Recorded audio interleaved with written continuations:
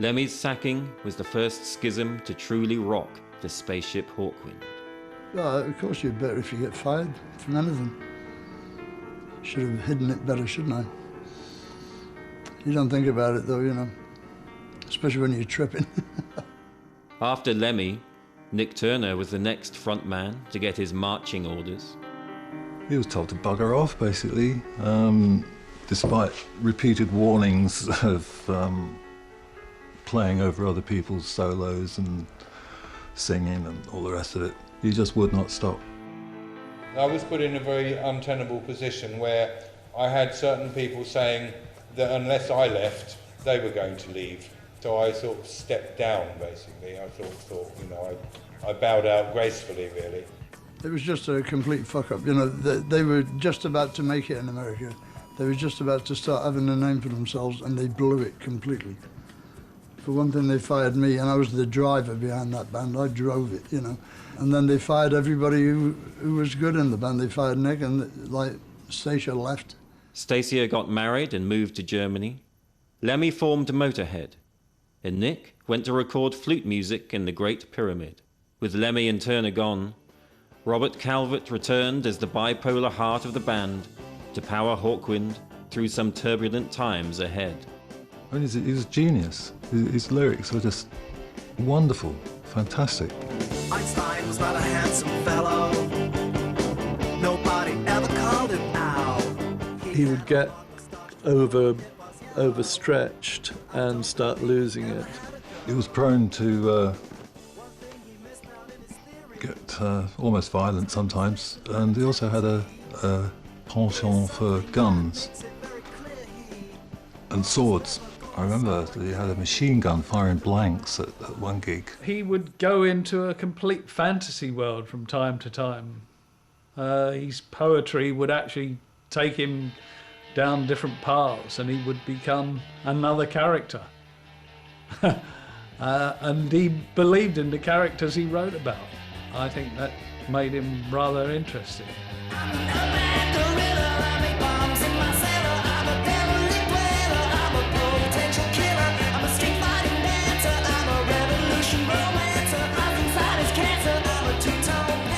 Calvert's obsession with guns and grenades goes back to Urban Guerrilla, the single released as a follow-up to Silver Machine in 1973. I heard Urban Guerrilla and I just said, that's the next track, it's fantastic, let's go for it. And we put it out, and then the IRA blew up Baker Street. And he's thinking about, I'm an Urban Guerrilla, I got bombs in my cellar, you know. We put out a press release that in view of what had happened, we should withdraw the record. So we withdrew the record. For some, idealism had turned into direct action, and at the height of the Baader-Meinhof terror campaign in the late 70s, Calvert's obsession with revolutionary movements came to a head over the course of a fateful European tour. On the last French tour, where none of the other guys in the band would actually spend any moment with him. And every night he spent the whole night in the lavatory building pyramids out of wet tissue paper. And he was reading this terrorist propaganda out loud in the lavatory in the hotel room night after night.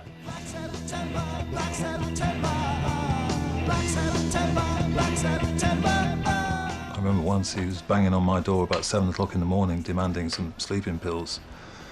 And he came into my room and he started banging his head on the wardrobe, and I think he might even have pinned me up against the wall or something. Then he'd also been off and bought a couple of hand grenades and a couple of handguns. Well, it was obvious that he wasn't in his right mind. It started to get really serious.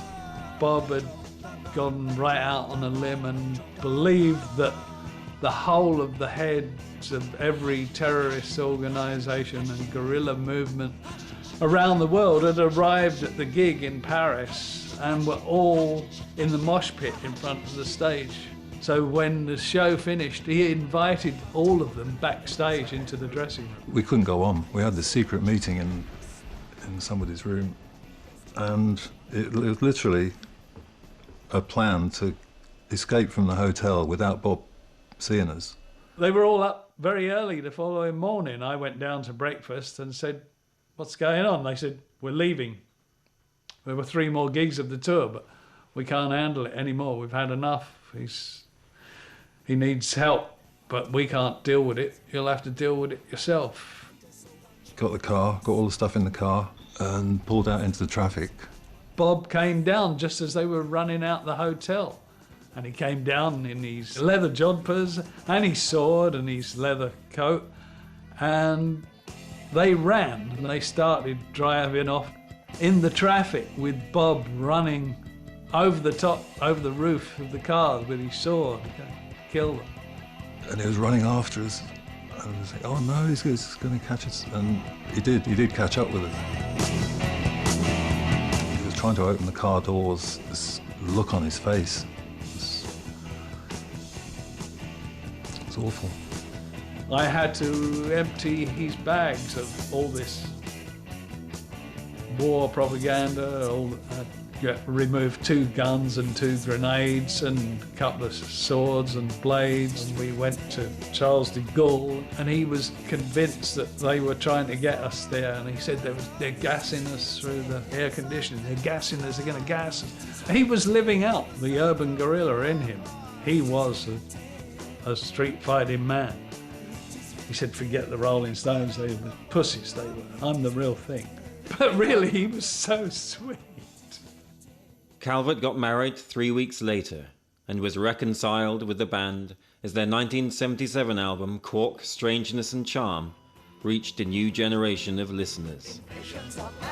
My favourite period of Hawkwind's music would be undoubtedly the end of the 70s, or mid to end of the 70s, when, ironically, Hawkwind had pretty much abandoned the sort of heavy riffing that characterised their sound from the sort of very start of the 70s, which all the acid rockers loved best of all. And it was a period that sort of preempted punk rock, I suppose. In the days of the underground. As the ambassadors of stoner rock in England in the early 70s, it was inevitable that the young kids that were going to go on to become punk musicians would come, would find themselves at a Hawkwind concert, taking drugs and probably quite enjoying the experience. And in a way, Hawkwind was a proto-punk group like the Clash. I mean, in that all of the lyrics tended to be urban lyrics, or lyrics that were kind of gritty in that same way, and were attacking in that same way. When Johnny Rotten came to say everything was rubbish, it was sort of everything was rubbish except Hawkwind. The punks were more of a revolution than we were, really. Because we were a revolution from below, whereas the punks were a revolution from within. But I think we had the better drugs, because the punks all ended up on smack, which killed them, One of those young punks, Ron Tree, would go on to join Hawkwind as a vocalist in the 90s.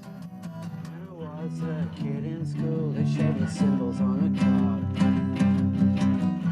And then they put me in a locked and bolted room. I had to fake, but it was hard. I basically watched punk rock and realised anyone can do it. And then started to see all these crap punk bands doing really well. Would you like to run behind you? Can't you feel that I'm possessed with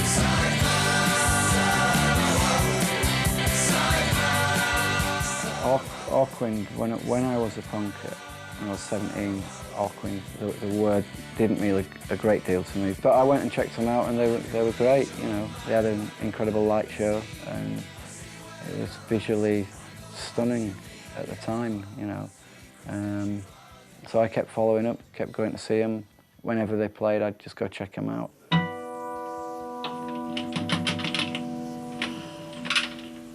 What's that? £10 now.